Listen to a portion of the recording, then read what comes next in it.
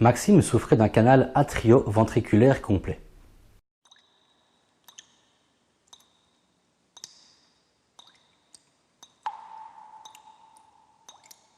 Cette malformation touche la partie haute et basse de la cloison musculaire séparant les deux ventricules cardiaques. Celles-ci sont manquantes, tout comme la valve mitrale et tricupside.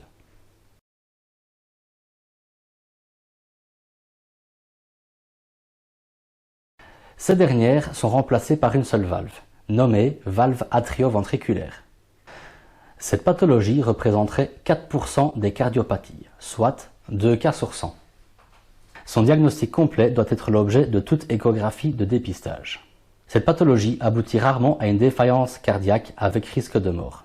L'association forte entre la trisomie 21 et la découverte d'un canal atrio-ventriculaire fait l'objet d'une amyosynthèse.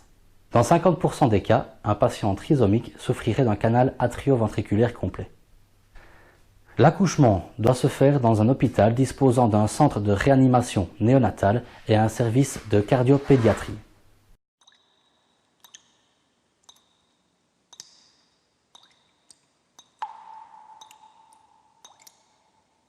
En Belgique, le premier service de cardiologie pédiatrique vit le jour fin des années 50 à la clinique Saint-Joseph de Herent.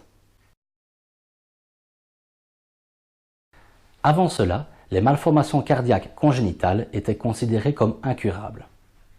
C'est en 1976 que ce service fut transféré aux cliniques Saint-Luc de Bruxelles.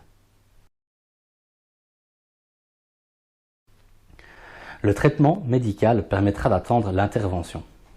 Celle-ci est pratiquée en général entre 3 et 6 mois de vie. Il s'agit d'un traitement diurétique et vasodilatateur.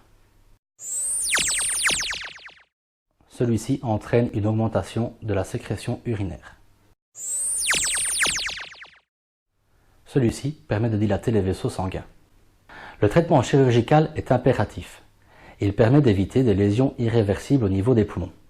Le chirurgien devra fermer les communications interauriculaires et interventriculaires et réparer au mieux les valves. Cette dernière étape est la plus délicate. Le chirurgien doit créer 2 valves au départ d'une seule. Elle doit être la plus fonctionnelle sans qu'il y ait trop de régurgitation et d'obstacles à l'écoulement du sang. La survie des patients atteints partiellement est de 96% à l'âge de 20 ans.